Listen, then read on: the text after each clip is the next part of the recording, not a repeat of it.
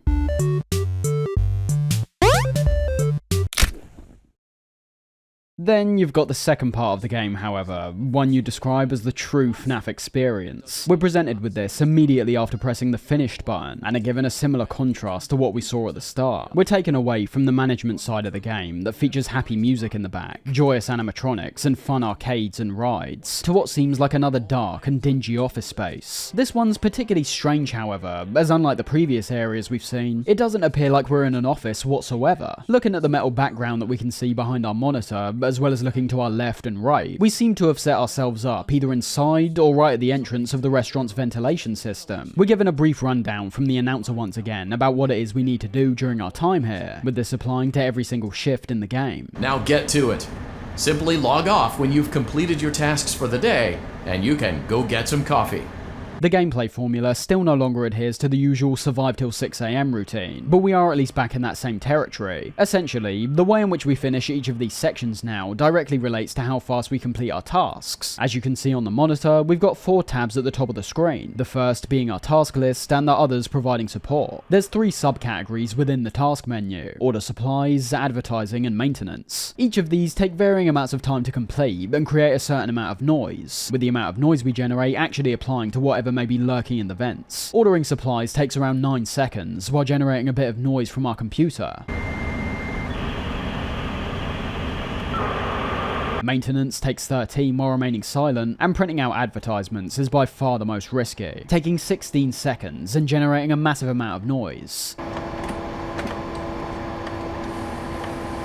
These can be negated somewhat, however, despite the effect ultimately being quite minimal, because when accessing the equipment tab beneath them, you'll see we can upgrade each of these processes. Only thing is, it requires a decent amount of cash, which is good. While there's not really any other elements which cross over between the two parts of the game, I like how a level of foresight and planning is required when aiming for one of these. Because when you think about it, those players I described who may not have initially been all that interested in the tycoon side of things, could now potentially start experimenting around with it because of how it helps them out with the part of the game they're more interested in. As for our tools, you've got a motion detector that quite simply identifies any movement in the vents, audio that we're able to play throughout the vents to lure things away, and a silent ventilation option that generates less noise from our position, but at the cost of being less effective in cooling us down. Now, let's take everything one at a time, because although the setup may seem similar on the surface, the dynamic that's presented is significantly different to what we've seen before. As for our daily tasks, these can be completed in any order, and realistically, we can take as long as we want to finish them all. So already, we've got a change that I love. Our progression in some ways is now entirely dependent on us. It's purely a matter of how we navigate the animatronics that are inevitably going to start heading our way. During the first day, however, we have a situation that's identical to the first night in FNAF 3. There's no threats whatsoever in the vents, giving you the best opportunity out of all the games so far to observe all the mechanics and try to understand them. You have as much time as you need, although obviously, due to how there's no animatronics, you aren't able to actually test out things like the audio lures or motion detector, but you get the general idea of how they'll be used anyways.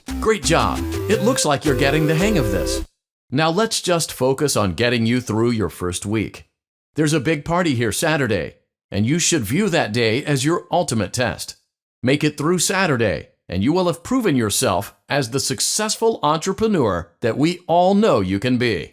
Talking of the animatronics though, the way in which they're introduced is completely different to anything we've seen before. Usually, we saw a gradual escalation with each separate night, with some unique nights scattered amongst them that tested us with particular animatronics. Take night 3 in the first 2 games, where in FNAF 1, Chica becomes the main threat to begin with, and in FNAF 2, we mainly have the Wizards coming after us. This stayed relatively the same for 3 and 4, with Sister Location turning things more linear, and having individual nights solely dedicated to certain gameplay scenarios. FNAF 6 essentially goes off the rails.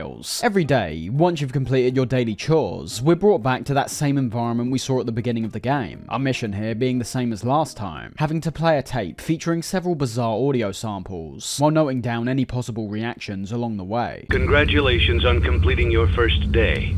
However, your job isn't over just yet. There is another aspect to your end-of-day routine, and that is inspecting and salvaging any animatronics found in the alley outside the back door. Mechanically, this section is very simple, but damn if it's not tense. To be honest, the most interesting part for me occurs before anything even starts though, as we're made aware that engaging in this activity is completely optional. Before you is an animatronic found in the back alley. We are unsure of its origins. It is your job to complete the maintenance checklist before claiming it as salvage, or if you choose to, You can throw it back into the alley where you found it and forfeit payment.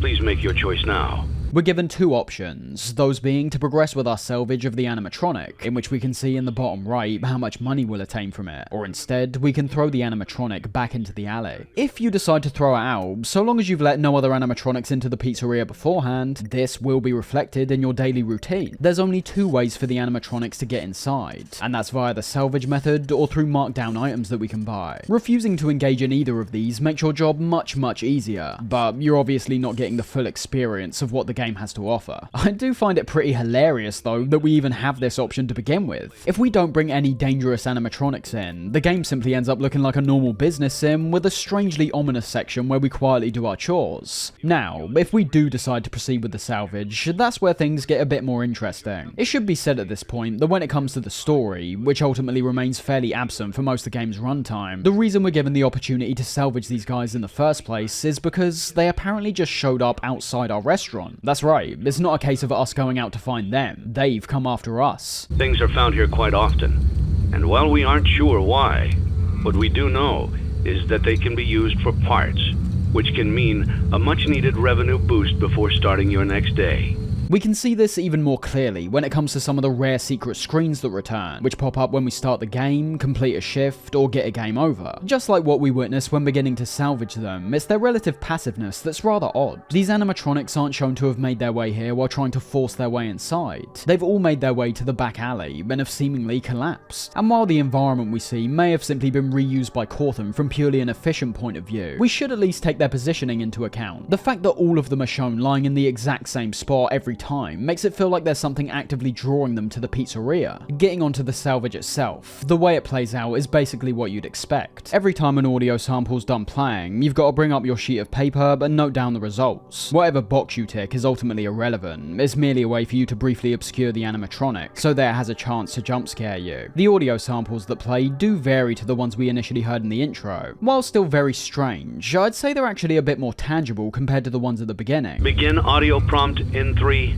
2, 1. While the main parts of the samples still sound like pure, undefinable ambience, we hear certain clearer sounds alongside them. There's sounds like what seem to be a metallic breathing,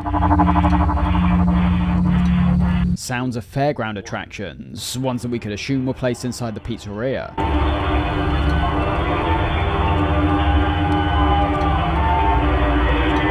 These samples make the scenario so much more tense than it already is. Because what we're hearing is so out of the ordinary, we naturally assume these sounds perhaps make more sense to the animatronics we're playing them to, and when you think of how we're noting down their possible reactions alongside that, it then feels like we're actively trying to get a reaction out of them, with this whole process potentially being one which is actively riling them up, leaving them in a state of distress or anger, which inevitably they'll end up taking out on us. So the audio's great in bolstering the stark atmosphere. It's not solely the sounds that play, it's the length they go on for. There's some which go on for quite a while, and having to listen to these twisted sounds when staring right into the eyes of something we know can kill us, it can be quite terrifying. As for the gameplay though, many of these details are ultimately irrelevant. Surviving the salvage comes down to three things, and those are what movements you see the animatronic make, what sounds you hear come out of them, and when you decide to use the taser we're given. The movements these guys make are mostly subtle, however I like the gradual progression we see throughout each one we come up against. All the salvages are linear, so for example, the first animatronic you'll always meet is Molten Freddy. I'd say his movements are the most obvious by far, and much like all the animatronics, these range from three different stages. The first shows him with his head tilted slightly, the next shows him in a straighter posture, and the final stage has him almost climbing up on the table, ready to pounce. This third and final stage indicates that the animatronic's hostile, and it's times like this where you have to use the taser.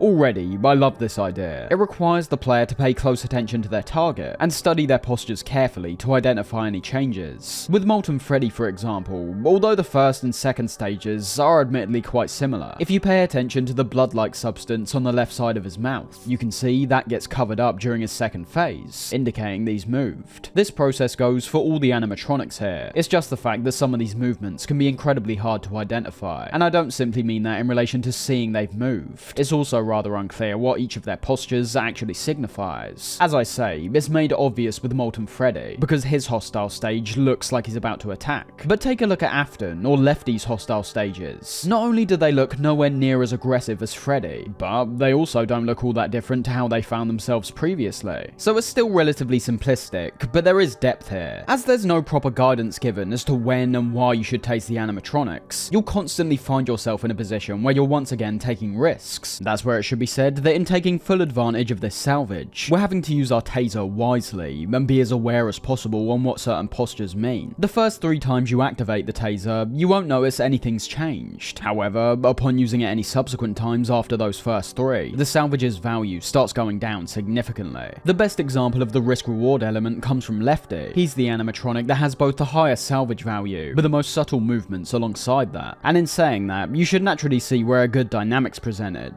If you're unsure when to tase the animatronics, you're likely going to react to almost anything you say. Someone like Lefty makes movements almost every time you bring up your paper. To get the full 5,000 from the salvage, you're essentially having to bite the bullet after every audio sample. Playing it too safe and reacting too much to his movements basically makes the salvage pointless, but playing too riskily will result in you getting jump scared. Both instances are basically a failure, despite the jump scare yielding nothing in return, and now having one of the animatronics enter your pizzeria. Getting only $100 isn't really any better. You can get 5 times that amount by playing certain mini-games, so there's a real importance here that if you're willing to go through with the salvage, you better make it count. That's why it's so great though, because none of what I describe is relayed to you particularly. We're told we should keep an eye on them, and that excessive use of the taser will damage the animatronics, but from there, all potential consequences rest on the player. While the movements are the most obvious giveaway towards the animatronic's behaviour, one detail that isn't made as blatant are the unique sounds all of the animatronics make. These vary between all of them. Freddy's sounding like some kind of electrical sparks, Afton's being a heartbeat, Baby's having a metal clicking sound, and Lefty generating a whirring noise. Although I've played all these sounds with absolute clarity, that's not reflected in the actual gameplay. These sounds can occasionally be very hard to hear, and most can find themselves blending in with the background ambience.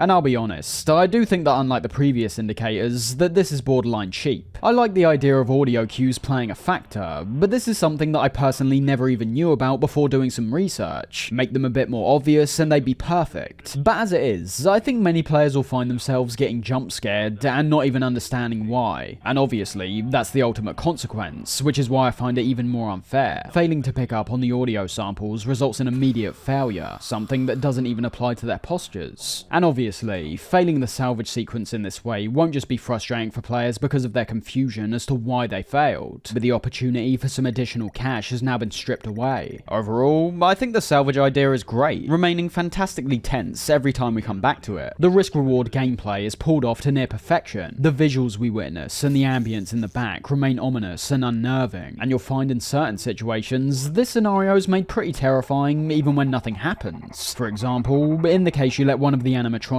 into your pizzeria before you have the chance to salvage them, a wooden figure with a smiley face will show up instead, with a sign beneath it telling us they're already inside. Talking to them, however, I think it's time we focused on all the animatronics a bit closer and see which ones actually return here and how they function when crawling through our vents. Firstly, all of the animatronics we witness in the salvage sections are the only ones that will be hostile towards you in the game, although you can obviously buy many different animatronics in the catalogue, apart from Lefty, who costs $5. None of these are a threat, and none of them will end up in our vents. With that, we're left with Molten Freddy, Scrap Baby, Lefty, and Scrap Trap. They're a cast of characters that seem quite a bit more separated compared to what we're used to. The only real form of commonality between them all was how they're all torn to shreds. Many of the previous groups before were more structured in a way. The ones in this game still retain a general theme towards their designs, which in the past we could see with the plastic look of the toys, or the metal look of the Funtime animatronics. But what I mean is, there's no leader to the group like Freddy Fazbear always served as. And linking back to something I brought up all the way back in Fnaf FNAF 1. I feel the way they all work in-game does end up drawing back from some of the personalities too. On the surface, they all appear to be far more individual. They appear to have arrived at our pizzeria to fulfill some kind of purpose, and that's where the designs really come into play. As although they don't provide the same kind of group we're used to seeing, they're all still linked together in a very interesting way. In terms of purely their designs, while I don't mind the look of all these, I do strangely think we have one massive dud. Not just when it comes to the animatronics we see in this game, but also most of the ones we see previously, and that's Scraptrap. Despite the pretty intense redesign, this is still William Afton. It's the Springtrap design, but made to look in a state of even further disrepair than what we saw previously. Now being able to see what seems to be Afton's skull when looking at the head, compared to the flesh we saw before. Either that, or it's merely some kind of internal padding. And when looking to his body, we even see how his left arm is now completely snapped off. The only issue is that when you go from one of the best designed animatronics in the series with Springtrap to this, the drop off is very much noticeable. I think Scraptrap has significantly less detail. The design itself doesn't have that same realistic appearance that we've been previously used to. As I say, not just in terms of Springtrap in FNAF 3, but even when compared to other animatronics in the game like Baby. Not to mention as well, for some reason, Afton's now being made considerably smaller, and I have no idea why. Scraptrap goes down as one of the worst designs in the whole series for me. The only time I even found him remotely intimidating was during the salvage sequence, but I feel that actually had more to do with the general scenario compared to Scraptrap himself. It's one of the only times I've looked at one of the animatronic designs in these games and thought it appeared lazy, and whether Cawthon actually put less time into this model compared to the others, the quality just isn't there for me. It's great to see Afton return, because as we'll see, it plays into the storyline of the game perfectly, but to have him appear in a manner I perceive as so inferior to when we last saw him, it's very disappointing. Luckily, I'd say this is contained purely to Scraptrap alone, as I think all the other animatronic designs look pretty great. I love the look of Molten Freddy in both a design and story sense. When looking at his model, you should be able to see that he isn't really made up of any parts whatsoever. His entire body's constructed out of hundreds of loose wires, with the only parts which remain separate from that coming from his mask, the cylindrical objects on his fingers, and the many eyeballs that are scattered throughout his body. It's those eyeballs that serve as arguably the biggest giveaway as to who Molten Freddy actually is, however. The mask is obviously the same one which belonged to Funtime Freddy in Sister Location, but when was the last time we saw several different coloured eyeballs and a mass of wires? Well, it was when Michael Afton's body forced them out of his mouth and into the sewer, so Molten Freddy is actually Ennard. That side of things makes the design even more interesting, but I love it in itself. This guy's just an absolute wreck, and for me, almost serves as a perfect representation of how far the designs have come from the first game. The uncanny factor is nowhere to be seen, yet the series style was still there. You've still got things like the top hat on top of the mask, which we've associated to characters like Freddy and Fredbear for a while now, and even when it comes to the wires, they not only appear fairly similar to the metal endoskeleton we've seen several times, but as I established, the presence of these types of exposed wires has been seen all throughout the series, which, if I remember correctly, some people tried to use to say Ennard played a far more significant role in the previous games, when realistically, I think it's purely another stylistic element that Cawthon's repeated throughout the years. Scrap Baby is about what you'd expect really. It's a redesign of Circus Baby that looks as unwelcoming as possible. Her right arm now appears like more of a claw, her body's broken in several places, with many of the lights on her chest and knees appearing to be smashed, and when looking to her legs, we can even see that her endoskeleton appears entirely different to the one we saw in Sister Location, and in thinking of that, it makes us wonder why Baby was separated from Ennard to begin with. If they're all still together in the form of Molten Freddy, how and why did Baby take on the form of her previous animatronic body? And while there doesn't appear to be any set answer, I'd have to assume it comes back to her ultimate significance to the story. It seems that when it comes to Afton's daughter, her soul hasn't been set free as of yet, and while we don't hear much of her voice in this game, I'm always drawn back to the appearance of her eyes, and how human they seem. They're definitely not the same as the usual animatronic eyes that we still see in characters like Lefty. No matter if they're real or not, there's no doubt that what we see is a more human looking iris and pupil, almost reflecting the soul that's still trapped inside. And when it comes to Lefty, he initially appears to be the oddball of the group. All the others have links to the previous games, and then we have this alternate take on Freddy Fazbear, which is mostly coloured black with a red top hat. The significance of Lefty is most noticeably revealed in his secret screen, however, as when you look closely at some of the gaps in his suit, instead of a metal endoskeleton, we see white and black stripes. As you could guess, this means that Lefty is actually the puppet, or at least the puppet is contained inside of Lefty. So with the exception of Scraptrap, I'm a big fan of all these designs. They not only look great, but the characters that are presented also appear to hold a great deal of significance in terms of the story. Looking back to the gameplay, however, However, I'd have to argue that purely from the design point to begin with, I find that somewhat goes to waste because of how they function and how little we actually see them. There's certain things like the noise we generate that now give us away and actively draw the animatronics towards our position. Fnaf 6 makes it 3 games in a row where we're completely without a camera system. However, compared to the last 2 games that were far more reliant on audio, I think what we see here is a hybrid of games like Fnaf 1, 3, and 4. When clicking on the motion detector and audio tabs, the layout of the vents is revealed, with this being the only way to see the map in the game. And primarily when using the motion detector for the first time, the importance of these 2 tools becomes apparent straight away. The only way for us to keep track of the animatronics in this game is by looking frequently at this 13 square grid, and using our tools to pinpoint which square they're in. For me, the format here immediately seems like it's taking influence from the first and third games, the layout being very similar to the first, with how we've returned to the idea of having threats come in from only 2 angles, and the influence from 3 coming from the strategy element we're starting to see return. It's not quite to the same degree as 3, as there are still ways to keep the animatronics at bay once they're right outside your office, but when it comes to completing our day as effectively as possible, we've returned to the idea of primarily using audio lures to draw their attention elsewhere, so we can get on with our chores. And with everything I laid out beforehand about what draws the animatronics towards you, it's clear to see what the dynamic is this time. The animatronics roam freely throughout the grid, which means there's always a possibility that one of them will wander into one of our vent openings. But on top of that, with the noise that gets generated from using our computer, the printer, as well as simply having the monitor and ventilation system on, the more these sounds are played simultaneously, the more likely it is that one of the animatronics will come investigate.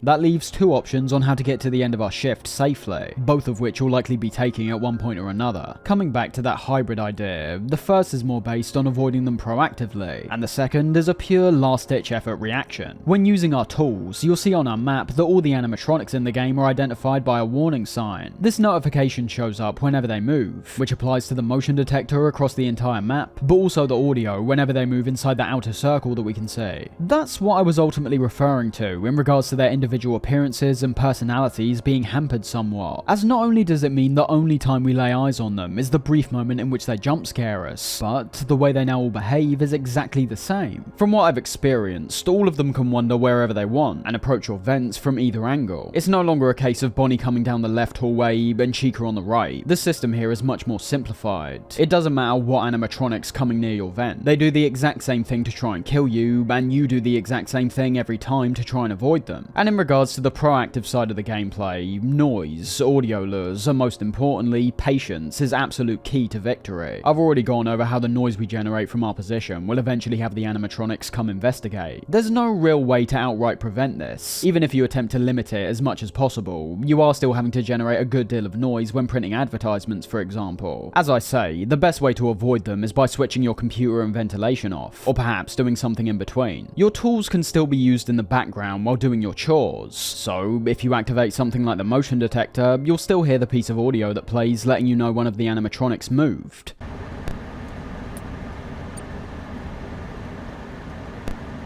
This naturally applies to the silent vent as well. So if you still want to complete some jobs while reducing your noise level slightly, you can turn on the silent vent and switch off your main ventilation. That's where the heat level comes into play, however, which we can see in the bottom right, ranging from 60 to 120 degrees. You're having to make sure to keep the temperature as low as possible throughout the night via the ventilation system. If you fail in doing this and hit 120, you'll pass out and will have to attempt the shift again. The trade-off with the silent vent is that despite creating less noise, it doesn't actually reduce the temperature like the main vent does. It only slows down the pace in which it rises. That for me makes the silent vent one of the most useless tools in the game. It doesn't give us the same level of awareness as the other two. And ultimately, if I want to decrease the noise I'm generating, I found it was oftentimes more beneficial to just cut out the middleman and switch everything off for a second. Yeah, you might have to redo one of your tasks, but that's why I say patience is one of the most vital keys to our success. As we've got full control over when we do all our jobs, it's up to us to understand when and when it's not safe to continue, and that's where the more reactive gameplay comes into it, a facet which I perceive as equally simplistic compared to the audio lures we can use to initially avoid the animatronics, but also one I feel is ultimately more important when it comes to our survival. This is where the 2 vents beside us come into play. The warning signs and small blips we hear from our computer aren't the only thing which notify us that one of the animatronics is closing in. When one of these guys enters either of the 2 squares to the right and left of us, we hear a subtle audio cue of them approaching.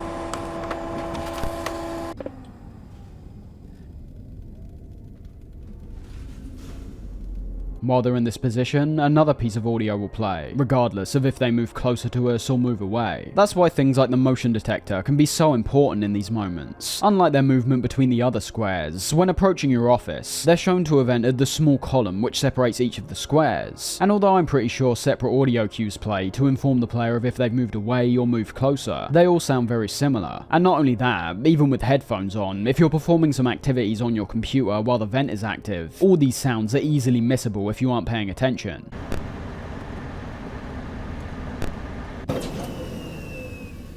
Again, everything I've mentioned I think is great when it comes to the gameplay. Your tools are made to be genuinely useful, and almost vital towards the completion of each day. And while audio still plays a significant factor, it's now a severe disadvantage to merely rely on one or the other. We've reached a point where they're equally important. Using them both in conjunction will almost always result in the best outcome. It's all well and good relying on the audio samples which play to your right and left, but there's realistically too much room for error. Is that sound you heard indicating they've come closer, or is it telling you they've left? Why take the risk when you can confirm that with your tools? And in the case of the audio samples, actively guide them away from your position before they even get the chance to enter the vents. That being said, the audio still isn't 100% effective. Many of the animatronics will just ignore the audio and go about their business like usual. Now, say we do find ourselves in the worst position possible and have two animatronics right beside our vents. In this scenario, you've essentially got no other choice than to switch your computer and ventilation off and look in whichever direction they're coming from. How can I resist a promise such as this?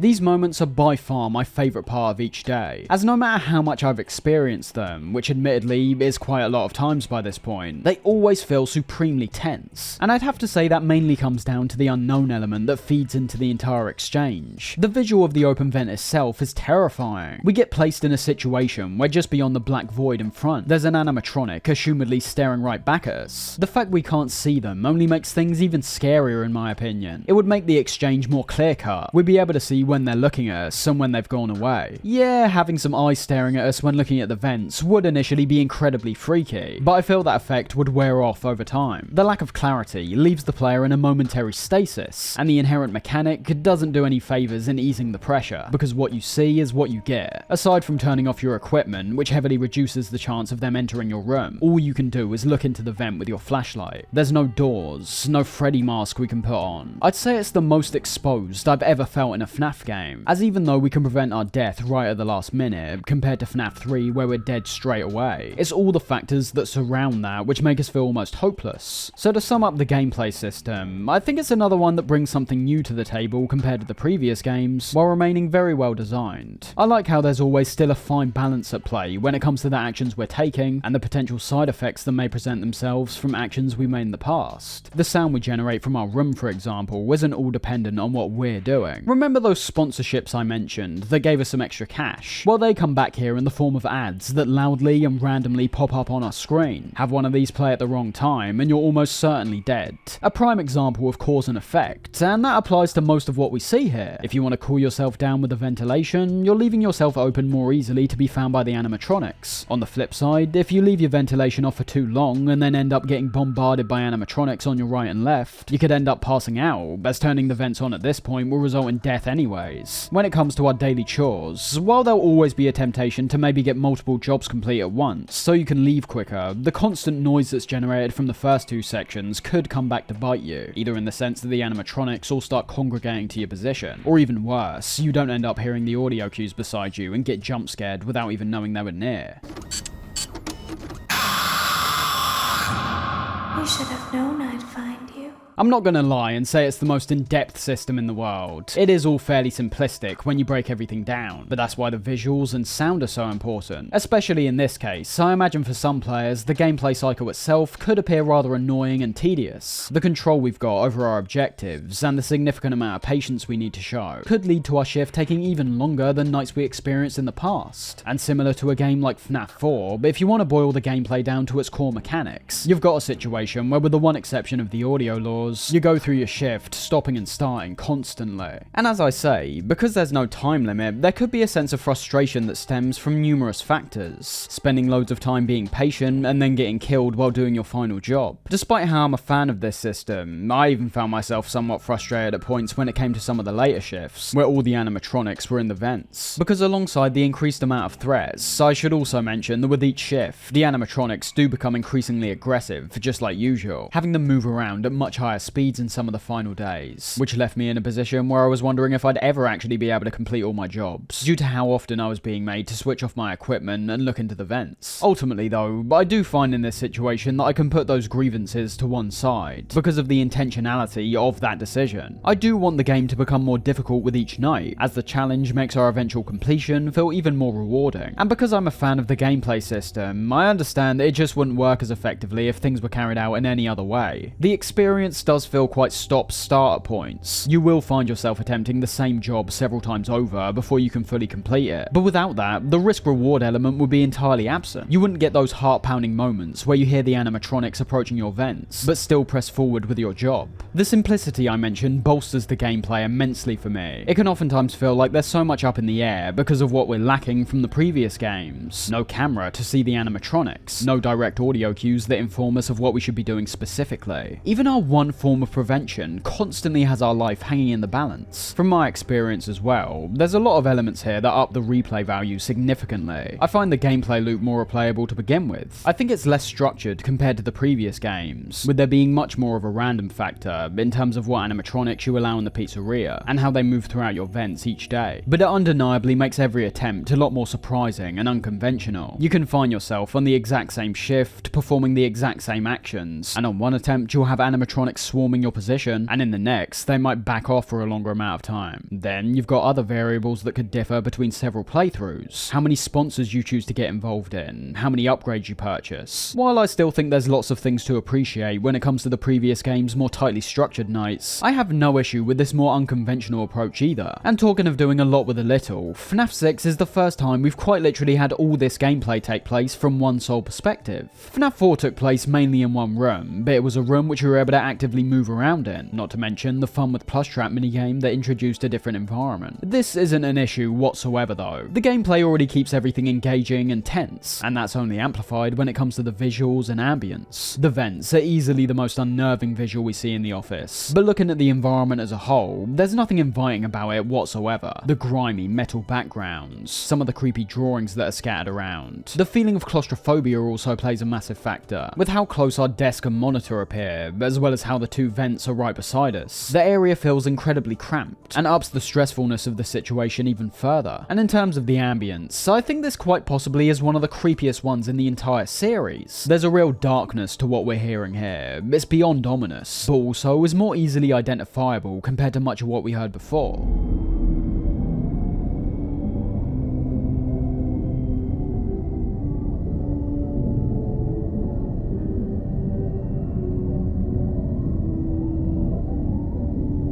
Compared to having solely drones and stark sound effects, we can very clearly hear the sounds of our pizzeria in the background. Music playing, kids screaming and laughing. The ambience is subtle once again. You're not particularly going to hear it most of the time when doing your jobs. The times you will be hearing it is the most vital element though. As in most cases, it'll be when you've turned your equipment off and are staring into one of your vents.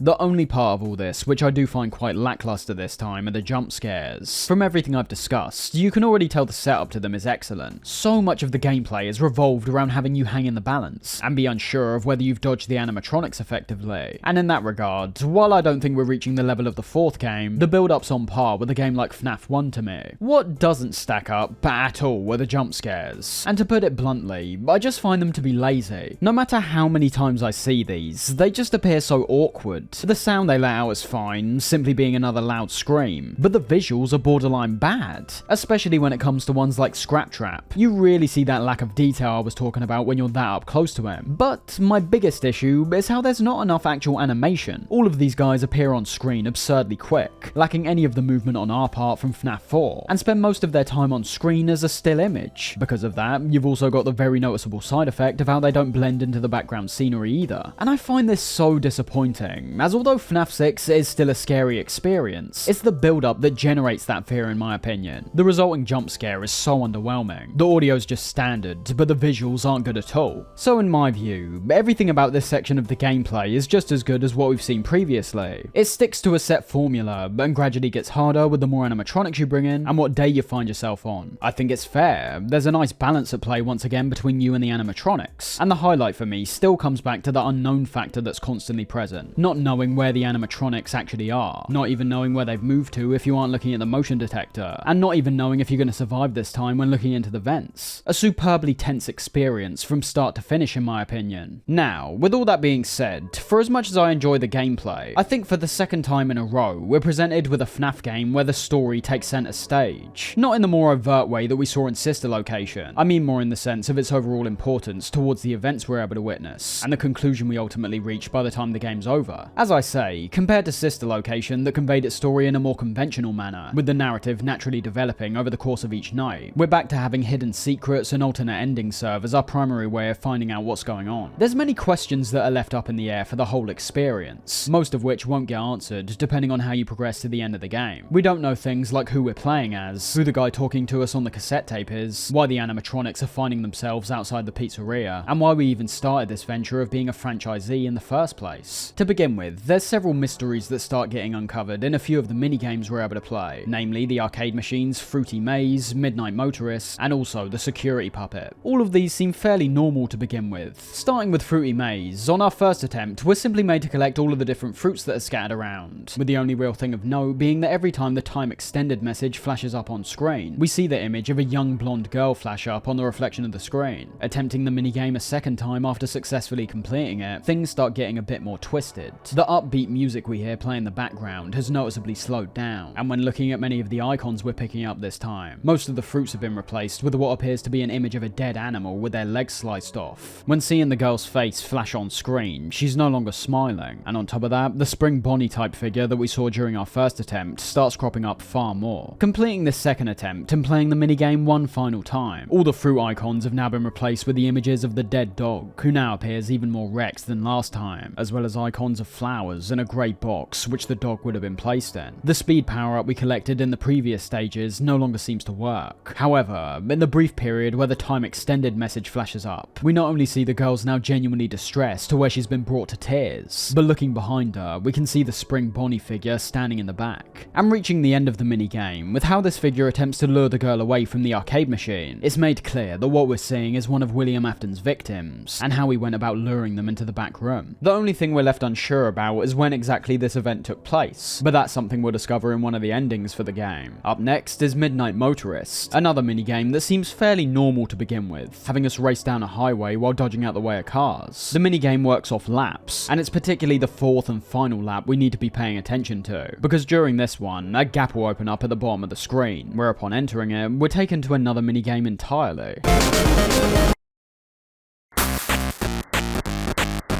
Despite the much darker colour palette, there is still an upbeat tone to this diversion to begin with, because of the music we hear in the back. That ends up dissipating the further we journey forward, however, eventually having the music be replaced by the harsh sounds of the rain that continues to pour for the entirety of the sequence. Along the way, there's some brief pit stops we can make before reaching our destination, the first being what seems like a bar called Junior's. Upon trying to enter, the yellow figure who we take control of is told by a security guard that he's not allowed to be here. Filling in the blanks, we can take this to mean that perhaps the yellow figure has had one too many drinks in the past, and carried himself in a manner that led to him getting barred. What he did exactly is unclear, but it does start making us think that he could potentially have a drinking problem, in which he becomes violent when drinking too much. Heading back out, the natural route would be to continue going downwards, but if we in fact head back up some ways and enter a hidden passageway off one of the roads, we're brought to a flat patch of land that initially seems like there's nothing contained in it. Looking closely, however, we can just faintly see some kind of mound in the top left of the screen, like something,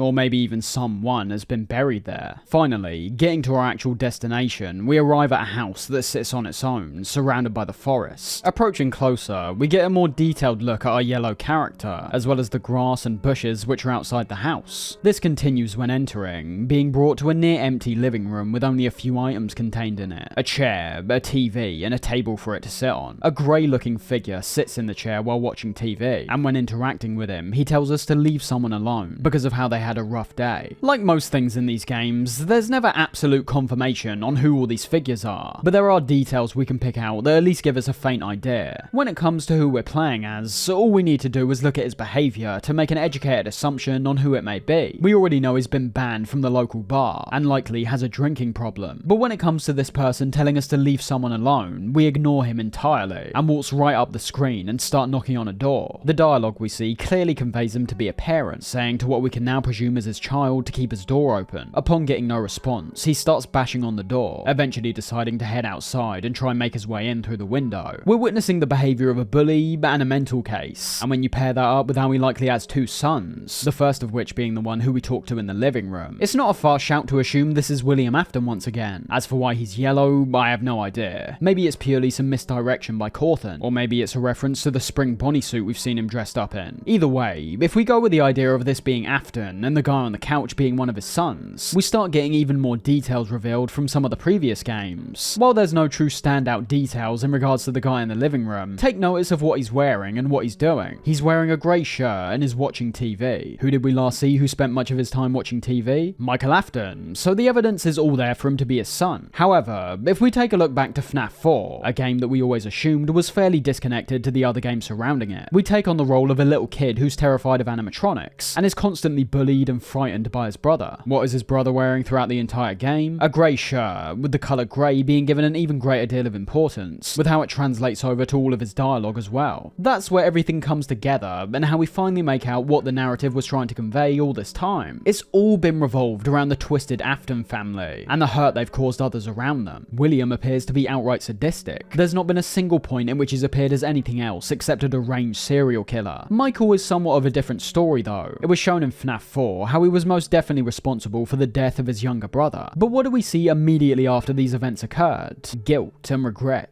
He apologises to his brother for what he did, and as we're shown from his dialogue in the minigame here, it seems like it was more than likely a case of a teenager not knowing where to toe the line. The only influence he has around him seems to be William, so you can imagine there's no great deal of guidance coming from him. From how he tells William to leave the kid alone, it's clear that Michael knows where the true threat lies. He likely perceived what he was doing as simply teasing, whereas he looks at his father as a constant danger towards his brother. The ending of the minigame shows how the kid's broken out of his bedroom window and run off to an unknown place, and as there's no clarity given in regards to that aspect, it's ultimately rather irrelevant where the child ends up. This single minigame reveals so much. It gives Fnaf 4 much more relevance in terms of the overall storyline, and in making it clearer who certain characters were and how they acted in relation to each other, it makes the motivations from someone like Michael make a whole lot more sense. Finally, when playing the security puppet minigame, it seems to be the weirdest of the bunch. The minigame has us taking control of the puppet, being told to stop a child wearing a green armband from reaching the exit. However, on the first, second, and third attempts, no child with a green armband shows up. It's on the fourth attempt, however, where things turn more sinister. It seems like the kids inside have placed a gift on top of the puppet's box so it can't see, and have subsequently locked a girl outside in the rain. This girl was the one wearing the green armband, but before we're able to break open the box, she already fades away into the darkness. The puppet proceeds to make its way after the girl, where the rain starts frying its circuits as it moves forward, and when eventually discovering the girl, who we can now assume is dead from what we saw during the Give Cake minigame in Fnaf 2, the puppet lies down beside her and assumedly gives out as well. All information we basically pieced together previously, but conveyed in a more detailed manner. We always knew the child who was killed by Afton outside the pizzeria went on to become the puppet. What we're given here is more of a reason as to why it was the puppet in particular who she ended up possessing, as well as also reintroducing the scenario to begin with, because as we'll see, this initial murder plays a key part in the game's true ending. And talking of these endings, there's 7 of these in total, the most amount of endings we've seen in any of the games by far. Some are quite goofy, others are quite insightful, but only one represents how the game, and in a way, the whole Afton arc of the series comes to an end. As for the alternate ones, many of these are based around how you go about managing your pizzeria, and much like every ending here, the names of these endings are identified in what certificate we're given. So for example, there's an ending where upon reaching the end of the game with a FAS rating of 0, we receive a certificate of mediocrity and are chastised by the announcer. But before you go,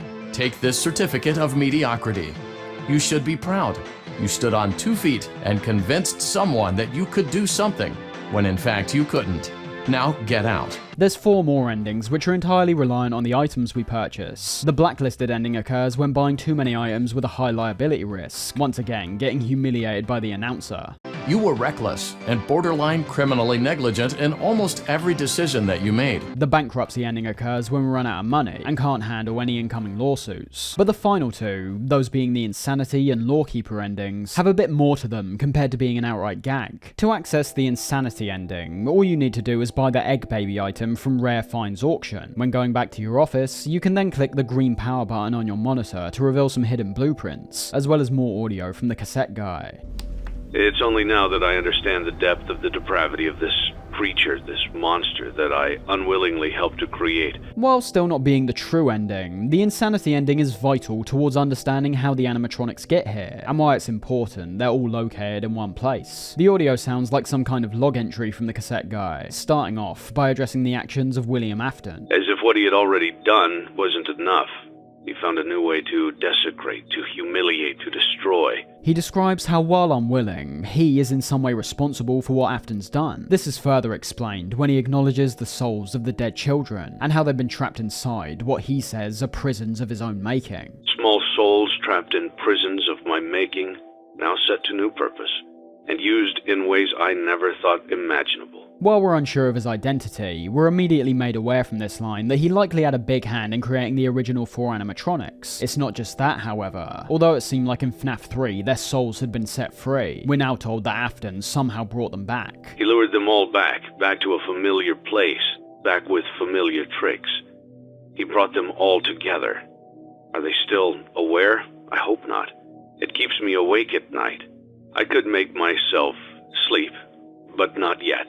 Not until I undo what he has done and heal this wound. Now it's up in the air when sister location exactly takes place, but I'd say this line borderline confirms it occurs after Fnaf 1. Afton brought the kids' souls back to a familiar place using familiar tricks. The implication here is that, unlike we initially thought, it's not just his daughter who was possessing the body of Baby, it was the other Funtime animatronics as well, who were possessed by the souls of his victims. That's where the blueprints come into play. The first of these shows a blueprint of what appears to be the scooper. However, there's parts which are highlighted here that we've never heard of. Namely parts B and D, showing a remnant injector and a remnant reservoir. Much like how we went about discovering William's name initially, the idea of remnant stems directly from the books. To put it simply, remnant is described as the physical manifestation of memories, so already their concept is very alien and otherworldly. We're led to believe that Afton somehow managed to collect the remnant of all the missing children which he killed, and mix them all into the remnant reservoir and the scooper. This means that perhaps outside of Baby, all the animatronics in that game were essentially possessed by all the children at once. And talking of physical manifestations, Ennard and Molten Freddy basically sum that up. It's no longer a case of these souls being bound to individual animatronics. They've twistedly been mixed together. The souls we once saw inhabit Freddy, Bonnie, Chica, Foxy, and Golden Freddy are now all residing in the prison that is Molten Freddy. The remaining audio and blueprints do more in showing what the cassette guy's plan is to get back at Afton for what he's done. He said he wants to bring all the souls that inhabit these machines together, confirming that he's the reason why these animatronics have been showing up in the back alley. The blueprint showing the Rask device alludes to how they've been drawn to the pizzeria. It's described as a remote activated simulated, but the final remaining word is left blank. Although you can see from the amount of space that's left and the letter the word's attributed to, the device is more than likely referred to as a remote activated simulated child, making even more sense as to why they congregated here, just like intended. Lefty feeds into that exact same idea, being created for the sole purpose of capturing the marionette. And with all this being relayed to us, you can naturally assume that the main way of attaining the true ending in Fnaf 6 is by salvaging all the animatronics and getting to the end of the game. Failing to do this results in the bad ending, the most underwhelming of the lot, where we're simply told by the cassette guy that we failed and that we're fired. Congratulations on completing the week.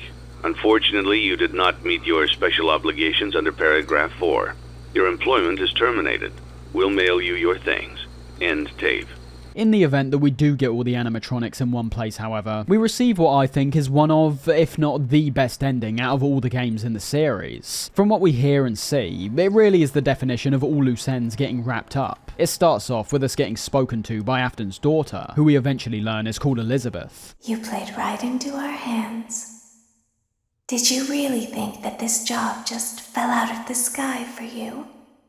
All of those little souls in one place. Now we can do what we were created to do and be complete. I will make you proud, Daddy. She seems to be under the impression that they were all led here for a different purpose, and as we're subsequently told by the cassette guy, he seems to have tricked her into thinking this was all set up by William. Connection terminated. I'm sorry to interrupt you, Elizabeth, if you still even remember that name. But I'm afraid you've been misinformed. You are not here to receive a gift, nor have you been called here by the individual you assume, although you have indeed been called. You have all been called here. We already knew certain reasons as to why he's gone through with this plan. He likely feels guilt over being inadvertently responsible for the continued suffering of these kids' souls. But as he continues, it's revealed that one of these souls in particular is directly related to him. As the cutscene continues, we start seeing the temperature rising in the bottom right, becoming clear that his process of elimination is one that's not too far off what we saw in Fazbear's Fright. Although unlike in that instance, he reveals that the ventilation system all these animatronics have found themselves in was purposely designed as a labyrinth of sorts. A maze which makes escape impossible, and the inevitable fire that's about to consume the building unavoidable. Our role in all this is spoken on, being told that although an escape was actually possible in our case, it doesn't seem like that's what we want. And to you, my brave volunteer, who somehow found this job listing not intended for you. Although there was a way out planned for you, I have a feeling that's not what you want. I have a feeling that you are right where you want to be. Our decision to stay and die in the fire is intentional, and from how he talks to us in this moment, claiming that we're right where we want to be, it becomes obvious that we've once again been playing as Michael Afton for the whole game. That line doesn't merely hold relevance in terms of the zombified, undead figure he's now become, but from how we now know he's the one responsible for his younger brother's death. There's also a sense of justice in his decision, sins that he likely feels he needs to atone for. It's then finally revealed why he's gone to the extent he has to burn the animatronics, learning that his daughter was the same girl who's been possessing the marionette all this time. My daughter, if you can hear me, I knew you would return as well. It's in your nature to protect the innocent. I'm sorry that on that day, the day you were shut out and left to die, no one was there to lift you up into their arms the way you lifted others into yours. And then, what became of you? I should have known you wouldn't be content to disappear. Not my daughter. I couldn't save you then. So let me save you now.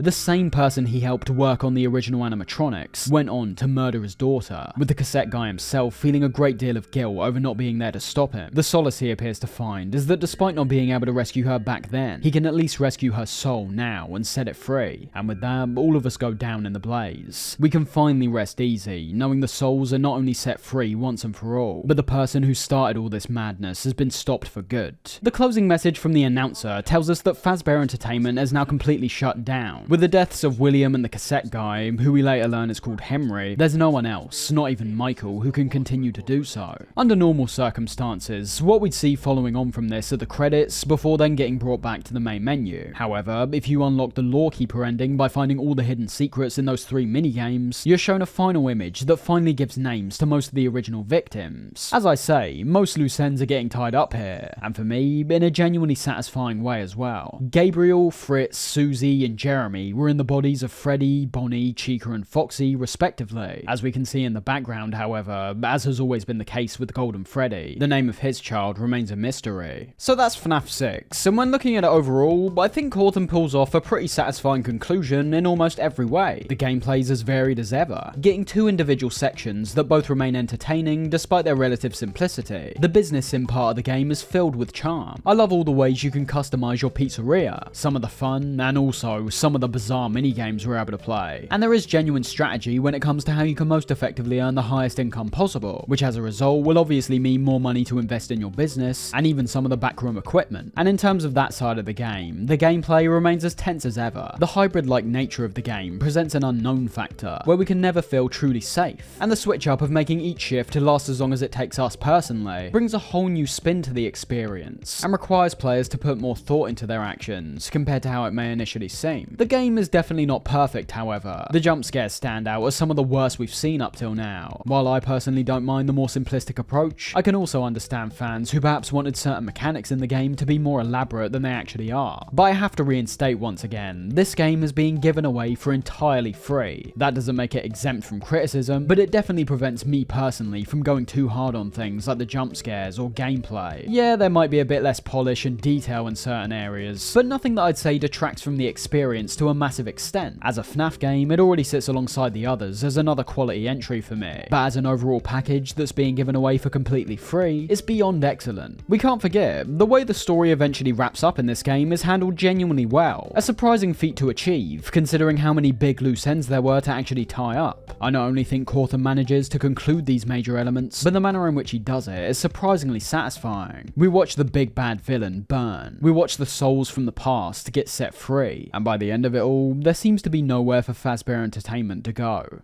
Coming off Pizzeria Simulator, Cawthon would go on to release what at this point is the final game in the series that's solely developed by him. It was released in only a matter of months after Fnaf 6, being referred to as Ultimate Custom Night, and once again was given away for entirely free. I don't really know what to say about this game, however. The concept is clear from simply the title of the game. What we have here is the usual formula of surviving till 6 AM, with the addition of 50 animatronics that we've seen from the previous games, all of which can once again have their AI levels set from 0 to 20. Outside of certain secrets that we can discover, like the hidden Fredbear jump scare, or the golden Freddy cutscene that unlocks after completing 50/20 mode. There's no real story here. The progression we experience all comes down to what score we earn after completing each night, with this score varying depending on factors like how many animatronics we activate and what level they're set to. This is likely the FNAF game I found myself returning to the least out of them all. It's what I described in FNAF 2's gameplay system, cranked up to a ridiculous extent. I can appreciate what's been done here from a technical point of view. While there's some overlap when it comes to how certain groups of these animatronics function, there's a broad amount of variation when it comes to how many of these guys can screw you over. On the more simplistic side, you've got ones like Happy Frog, Ned Bear, and Mr. Hippo, who try to make their way to you via the ducts. And then you've got others like Rockstar Chica, who we prevent from entering our room by moving a wet floor sign that's found on the floor. Or how about Toy Freddy, who we can see on one of the cameras playing Five Nights with Mr. Hugs. In his case, we're now playing a game within a game, with the way to prevent him from jump scaring us being to help him out by closing the doors which Mr. Hugs makes his way towards. And from there, things just get more and more absurd with each animatronic you add. The 50/20 mode, while technically being possible, is one of the most ridiculously difficult things I've ever seen. This is a mode where upon hitting play, you could be dead in less than a second. And no, I'm not exaggerating.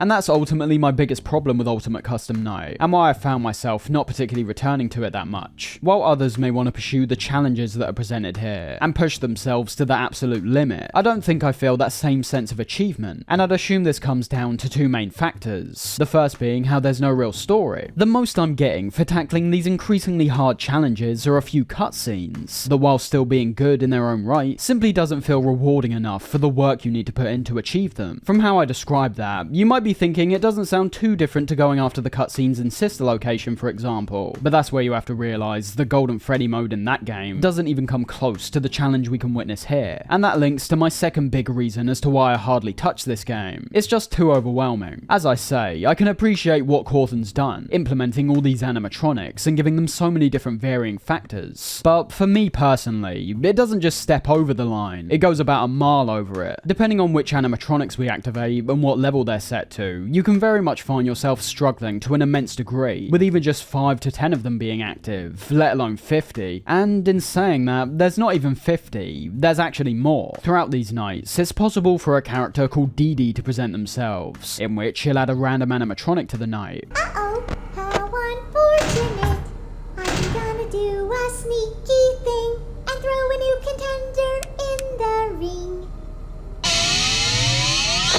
This could be one of the 50 you haven't yet got active, but it can also be one of 6 other secret animatronics, like Nightmare Chica, RWQ, and Lolbit, who can't ever be activated from the main menu. This is a game that makes you feel hopeless with simply one attempt. There's no introduction that gradually gets us used to the mechanics. The most we get is a description of the animatronics functions from the main menu, and a look at the keyboard shortcuts when beginning each night. I'm not going to sit here and say this game will appeal to no one, because I have to assume there are players out there who look at this game like a dream, a variant of the custom night that brings back essentially all the animatronics from the past, while cranking up the difficulty to an extent where it could take days and maybe even months to complete. Talking purely from my perspective, however, it's always been unappealing for me personally. The progression there is feels irrelevant when looking at how hard it is to even witness in the first place. While the broad range of animatronics seems ambitious from the outset, there are still pitfalls. You could say that ambition's met when it comes to the gameplay, I suppose, presenting 50 plus animatronics and still having the challenge of 50-20 remain possible, despite its absurd difficulty. But then we've also got core fundamentals that are lacking in a major way. Some of the jump scares here, for example, are by far the worst in the series. I don't know if this stems from a resource point of view, with there being so much going on, or simply Cawthon not putting in as much effort, but look at ones like Golden Freddy's or the marionettes. One is literally just a static PNG on a black background, and the other is a PNG with simply a bit of screen shaking applied. Overall, while I can appreciate what Ultimate Custom Night attempts to do, I just don't find it to be a very enjoyable experience. If you want pure, unbridled challenge, this game's definitely for you, but with there being a real lack of quality in parts, no real story to attach to, and gameplay that's beyond overwhelming most of the time, I'll almost always find myself returning to many of the custom nights in the past compared to this. Before we reach our final mainline release, however, I first want to talk briefly about the two VR games that were released in the series. Both are referred to as Five Nights at Freddy's Help Wanted, with the first one being released in 2019 and the second being released in 2023. The concept in itself is genius. You pair up the already horrifying situations we're placed in throughout the past 6 games, with an up-close, highly detailed virtual reality experience, and you know you're in for some real frights. And starting with Help Wanted 1, I think this game is excellent. The experience is segmented into 7 different categories, 3 of which directly emulate the first 3 games, with the others simply working off concepts that were seen in the last 3. A brilliant decision realistically, as you get the best of both worlds. In terms of the first 3 games, you get to essentially experience the 5 nights just as they were, but now in virtual reality. Naturally, there are certain gameplay changes that are introduced to coincide with this. For example, the camera system's no longer a case of opening and closing a monitor. You've instead got the entire layout in front of you, where you can click on whatever cam you want to see and have it shown on screen. Especially in the case of Fnaf 1, that now means there's no power repercussion, and also Foxy just seems to move out of Pirate Cove whenever he likes. But there's 2 things which come to mind as excelling right from the off, and that's the atmosphere and the overall package. As you can see yourself, Help Wanted clearly had a good budget behind it. It's no longer a case of Cawthon working on his own using the Click Team engine. Instead, he's now partnered up with a company called Steel Wool Studios, who from here on out seem to do most of the heavy lifting on the FNAF games. As the game's now being created with Unreal Engine 4, we're finally witnessing a FNAF game that's using fully 3D models in a fully 3D environment, and I think they do a superb job at translating everything we saw in the previous games to this new format. Cawthon's unique style is still retained perfectly. All of the characters that appear from the previous games look even better compared to how they've looked in the past. On top of that, as we're in virtual reality, we're given the opportunity to get right up close at points, in which I became quite astounded at how detailed some of the models are. Now, there is a caveat to that. The footage you're currently seeing is of the Quest 2 version of the game, and while I still think it looks fine, there is a noticeable drop-off in fidelity compared to the versions found on PC and PlayStation. Luckily, I have actually experienced the PlayStation version already, so I can attest to how good the game can look. But it is a shame the Quest version is genuinely inferior to a degree, considering they're charging the exact same price. As I was saying though, the first 3 games are exactly what you'd expect, with the biggest switch up obviously coming from the 3D environment, as well as what you witness from the animatronics. While in your office, you can now pick things up around you and chuck them around. You can open up drawers and discover secret tapes and golden coins. VR, in theory, is supposed to be taking the interactivity in video games to another level, and I think that side of things is achieved well. Mechanically, the games are near identical. FNAF 1 still has you closing your doors for protection, FNAF 2 has you wearing the mask and winding up the music box, and FNAF 3 has you using audio lures and closing your vents. The animatronics are the biggest difference in these 3, however. As compared to all of their previous versions, these guys can now be seen in full motion. As a mere visual, they look great, but do I find them as scary this way? No, I don't whatsoever. I already went through this all the way back in FNAF 1, but the fact these guys were shown completely still on the cameras was a key thing I pointed out as making them scary. It gave the feel that they knew you were watching, and like they'd just been caught. Seeing them wander around freely in Help Wanted is more cool than scary. Much like their more detailed models, it brings a higher level of clarity, but I stand by how I don't think that translates to pure fear. And talking of fear, I'd say for those who go into Help Wanted playing none of the prior games, they're gonna get the most frightening experience by far. I imagine you'll get the same kind of feelings that can be felt in the original release already, but talking from my personal experience, there's also a whole new element element that can make the game terrifying that stems directly from us. We have more control than ever at this point. The mechanics may be the same, but when it comes to frantically flashing our lights in our office or closing the doors, that all has to be done physically by us now. You'll likely find yourself at points hopelessly floundering around while checking how much time's left in the night. And believe me, because the stark atmosphere is retained and amplified for all these 3 games in my view, I found myself in a panic when essentially nothing was happening. So these are great and can be genuinely terrifying. When the animatronics approach our door or enter our vents now, we can actually see their movement and have it right up close. We can see the sheer size of the animatronics as they tower over us. And although in the past I've discussed how having the gameplay be overwhelming and stressful actually takes away from the scare factor, that sentiment gets completely flipped on its head when getting translated to VR. The more stressed and overwhelmed you feel, the more your heart's going to start beating, which likely means you'll panic more and mess up somewhere along the way, resulting in the inevitable jump scare. As for the other categories, because of how they feature concepts that aren't carried out in a way to replicate a past experience, I find these end up utilizing the VR format to even better effect. Don't get me wrong, it still works great for the first 3, but just look at any of these and you'll see what I mean. Parts and Service, for example, emulates the sequences during Sister Location where we're right up close with Freddy and Baby, and opened up parts of their suit. What I thought were rather standard sequences in those instances are now turned into another incredibly tense set of minigames that have us up close with the animatronics while performing actions that are incredibly risky. As is the case for the other categories, there's a lot more variety in these minigames because of how they aren't trying to emulate anything, which makes them feel fresh, new, and keeps them all equally entertaining, while still working in the confines of a similar concept. For Parts and Service, for example, performing maintenance on Freddy has us completing a whole different set of objectives compared to when we do maintenance on Chica. The only true similarity between them all is that at one point or another, you're always being made to either bring your face right up close to theirs, or stick your hand in a position that could result in a scare. The vent repairs are fairly simple, having you deal with characters like Ennard and Mangle, while pressing corresponding buttons and putting certain size cogs in correct places to progress. That doesn't stop them from being as terrifying as everything else, especially in the case of Ennard. There's points where he'll just appear out of nowhere and watch as you complete your task, upping the intensity once again by almost serving as a reminder that if you take too long, you're dead.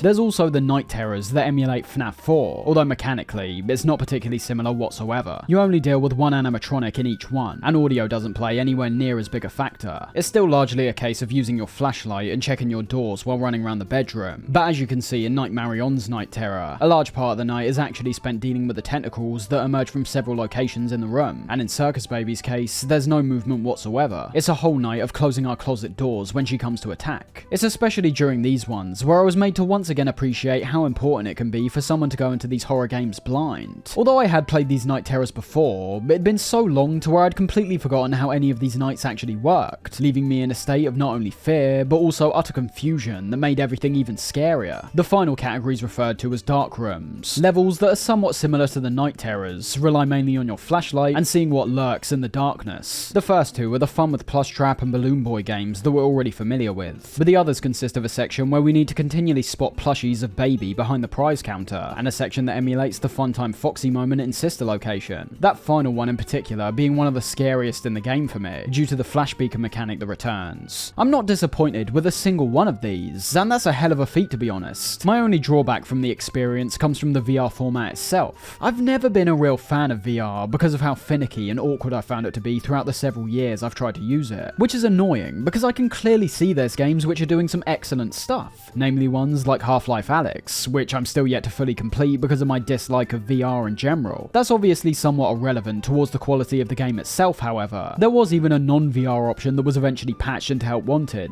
and that version alone confirms that if you're working on something revolved around VR, keep it as solely a VR game, because it just doesn't work as well without it. When we complete all the mini-games in a certain category, you can return to the menu screen, flip the switch to our left-hand side, and then complete the hard mode version of that category. On the first 3 games, this mainly means going into the 5th night, albeit with some visual changes, like how the first game turns black and white. The second also features an extra night with the Wizards, and FNAF 3's once again simply a visual switch up. That's the case for many of the other categories, although there are some standout exceptions that change up the gameplay as well. Take the Funtime Foxy level for example, now having you deal with Lolbit, while the room's now filled with many other animatronics. The most substantial of them all, however, is the hard mode version of Night Terrors, only unlocking after completing all the minigames. We're given a final one called Pizza Party, where we essentially get placed in a maze of the previous levels, in which we have to find the correct pathway to the end. While not being the best, I'd say this one potentially feels like the most ambitious out of them them all, concluding the game in a manner where the player will be wanting even more. And talking of conclusions, this game also happens to feature multiple endings, all of which revolve around the character Glitch Trap, who we constantly see appear behind us in the menu screen throughout the game. The first of these occurs when simply completing the Pizza Party minigame, being ushered by Glitch Trap to follow them before presenting us on stage, where we watch him dance around in front of us. And with how our flashlight is replaced with a microphone at this point, the implication is that we've somehow taken on the form of an animatronic. Two more endings pertain to these hidden purple tapes that we're able to find throughout the game. These relay the story of the game, one that I'm unsure is truly canon or not, but either way, the events of this game are said to be a lot more literal than we may have initially assumed. Essentially what we're experiencing is a VR recreation in the context of the game as well. Fazbear Entertainment hired the fictional game company Silver Parasol Games to recreate the events of all the previous games. These developers apparently started scanning in many different kinds of objects from all the different pizzerias and horror attractions, and in the process of scanning circuit boards contained within Springtrap, William Afton is essentially reborn in this virtual environment, and with that, these final two endings we witness make a bit more sense. In the final tape, we're told about how we can destroy Glitch Trap, and the two endings come about from either failing or completing this process. Failing it shows us merging with Glitch Trap, with the implication here being that we've now swapped bodies, allowing this new version of Afton to escape from the game. Pulling it off successfully, however, Glitch Trap's shown behind a locked door, telling us that we've contained him but not fully erased him. However, all of that is basically irrelevant in the grand scheme of things. One of the only important details regarding this game when it comes to the final mainline release is that we're taking control of someone called Vanessa, who we'll go on to see later on. Overall, Help Wanted is a fantastic game, using the VR medium to the best of its capabilities, while mixing new with the old to make the experience feel fresh, while also capitalizing on many things that worked in the past. It should be said that after the game's release, Help Wanted received a piece of DLC called Curse of Dreadbear, another Halloween-themed piece of content, just like FNAF 4. And what I garner from it, and the several new game modes we're presented with, is that we're stepping in a mostly different direction from how the main part of the game was conveyed. Although we do see certain repeats, like the Plushkin Patch game, where we need to locate the small plushies before they kill us. You've also got others like Pirate Ride, giving us a level resembling straight up target practice, and requiring us to hit many of the colourful lights with our gun. There's also Build a Mangle, having us picking up corresponding parts to the right and left of us to create an abomination. And there's also Trick or Treat, featuring a brilliant concept in which we need to knock on the door, while observing the animatronics in the nearby windows to see who's going to answer. The one thing I took away from any of these, however, is that they weren't particularly scary. Every single one in the main game, whether it be an updated version of something we've seen before, or a new game mode entirely, it felt like every single one of them was utilising the VR format to try scare players as much as possible. Looking at a game mode like Pirate Ride though, you can see that's not really the case here, and I define that as a major positive, as although we might not be experiencing the same frequency of tension and jump scares, there's no doubt that we're seeing clear ambition to branch out, having the player experience brand new gameplay concepts that, while not being as scary particularly, remain equally as engaging. As for Help Wanted 2, if we're going chronologically, this is actually the most recent game as of right now to be released in the FNAF series, with another one that seems to be on its way called Secret of the Mimic, that's planning to be released in June of 2025. Admittedly though, there's not much to say about this one that hasn't already been said about the first Help Wanted, due to it being mostly revolved around the new environments and animatronics that we witness in the upcoming security breach. It's definitely nowhere near as scary, and it's clearly not trying to be. The structure of the game's exactly the same, having several different game modes to experience. However, outside the Sister Location folder, which obviously has us repeating moments from Sister Location, like how we need to crawl through Ballora Gallery or reset the systems in the breaker room, the vast majority of these modes are brand new. As I say, not many of them are actually trying to be scary, but just like the ones I discussed with Dreadbear, that doesn't mean they're still not fun to experience. I had great fun with ones like Arts and Crafts in the Daycare, where we not only need to paint certain images we're given by mixing and matching the colours to our left, but alongside that, we also find ourselves creating our own paper buddies, where particularly during this part of the level, a genuine amount of depth can be seen, combining several features like the paint pots, the items we need to select, and the timer to start making things a whole lot more complicated and a whole lot more tense. Not scary, as I mentioned, but still stressful, while lacking the same degree of nostalgia obviously, but I'd have to say I was arguably even more impressed with Help Wanted 2. The uniqueness and personality were the main things which stood out to me. While it was great to experience those alternate takes on previous games, Help Wanted 2 was just undeniably fresher because of how we're continually given brand new gameplay sequences that we haven't yet experienced. The game looks great, mechanically most things work well, so the only real complaint I could imagine being thrown its way is that it's just nowhere near as scary. As we'll see, however, this sentiment very much applies to the final game we're about to touch on, a game that I think has the community entirely split in regards to several elements of its design, with some calling it an ambitious and worthwhile experience, and others writing it off as a broken disappointment.